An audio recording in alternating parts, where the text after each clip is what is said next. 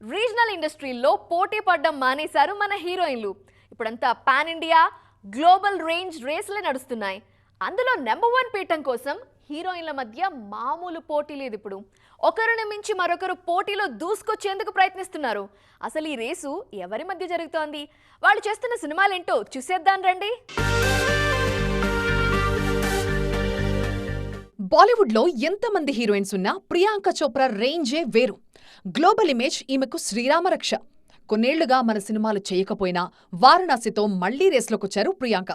ఈ సినిమాతో global wide trend అవుతున్నారు పిగ్గి చాప్స్. ఇది హిట్ అయితే పాన్ ఇండియా నెంబర్ 1 పీఠం ప్రియాంకకు పెద్ద కష్టమేం కాదు. రామాయణతో రేస్లోకి సడన్ ఎంట్రీ ఇచ్చారు సాయి పల్లవి. ఇన్నాళ్లు రీజనల్ సినిమాలు మాత్రమే చేస్తూ వచ్చిన పల్లవి రామాయణతో నేషనల్ వైడ్ ట్రెండ్ అవుతున్నారు. పాజిటివ్, నెగిటివ్ రెండు రకాలుగా సాయి పల్లవి గురించి మాట్లాడుకుంటున్నారు. ట్రైలర్తోనే తన ప్రత్యేకత చూపించారు ఈ న్యాచురల్ బ్యూటీ. దీపావళికి పార్ట్ 1 విడుదల కాబోతోంది. రామాయణ హిట్ అయితే సాయి పల్లవి రేంజ్ మారటం ఖాయం.